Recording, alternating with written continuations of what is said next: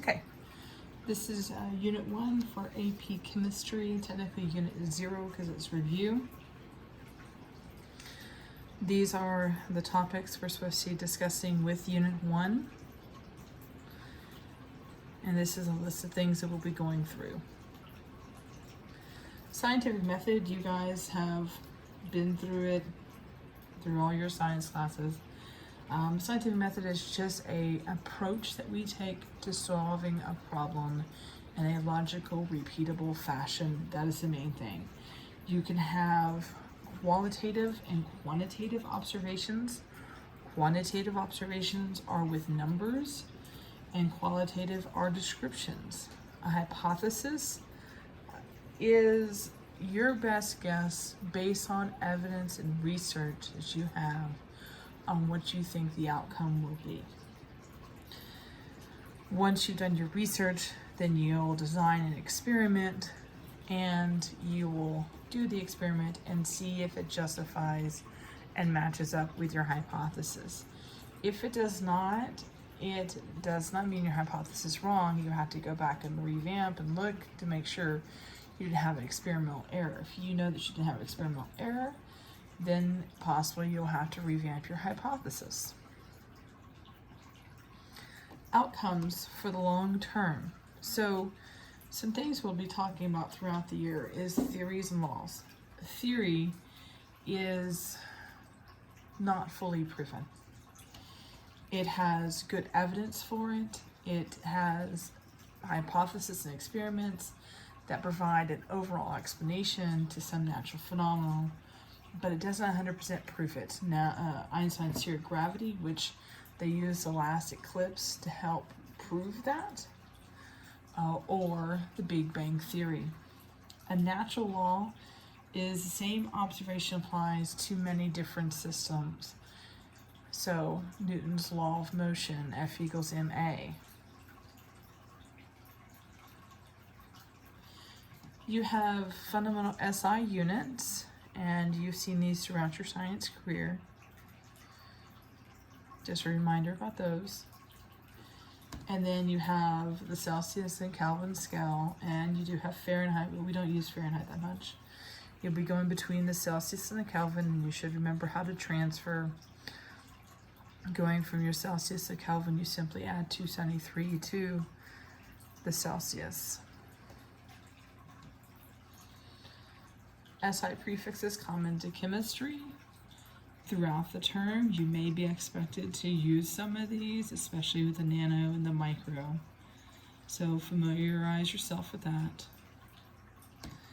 And then there is this what we call uncertainty in measurement. So any measurement that you're taking is at the end an approximation because you are limited by the amount of measurements in the equipment piece that you're using.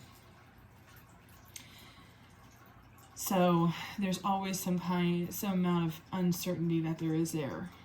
A key phrase that I always remember is you're only as precise as your least precise measurement. So if your least precise measurement only goes out to 2 places past the decimal, that is as accurate as precise as you can be. Precision and accuracy. Accuracy refers to the agreement of particular value with true value. So I like to think of a bullseye. Precision refers to the degree of agreement among several measurements made in the same manner.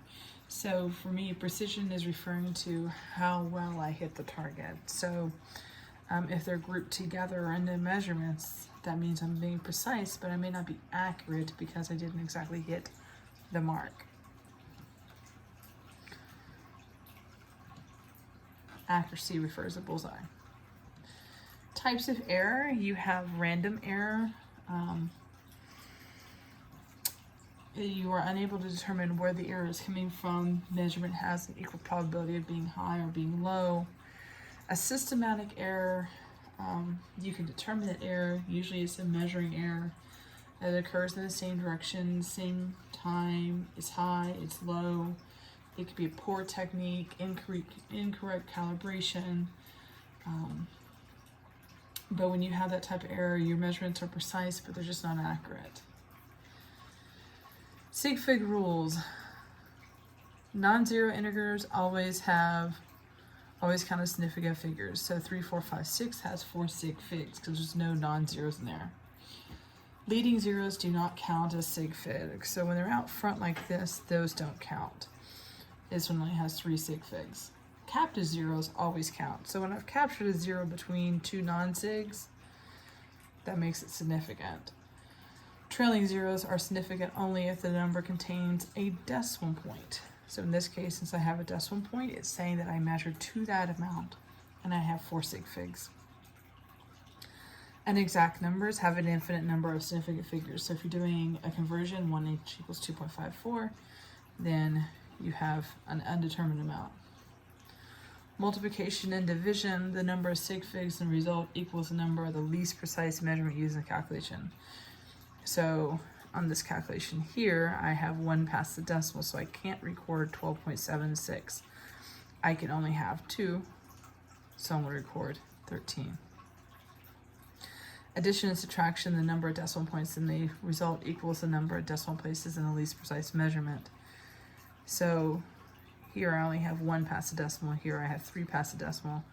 I can't record this number, I had to record 1 past the decimal, which is 18.7.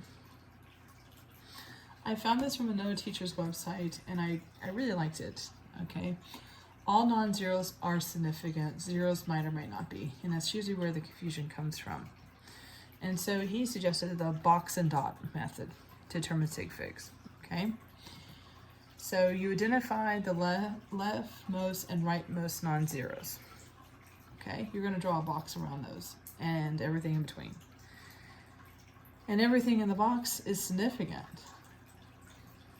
Okay, nothing on the box's left is significant, but if there's a decimal point anywhere, then all the zeros to the right are significant. So let's look at this. Here I have boxed my non-zero digit, and I look left, none, right, yes, right. I'm going to keep those. I have 3. Here I go, box of 3 in the 2. Look to the left. These are just placeholders. They don't matter. So 32. 3 and 2, 2. So here is my next set, 1300.4. All of those are significant. To the right of that last one, that 0 is also significant. So it's kind of a nice way of handling what's significant and what's not significant. Okay, that's the end of this part.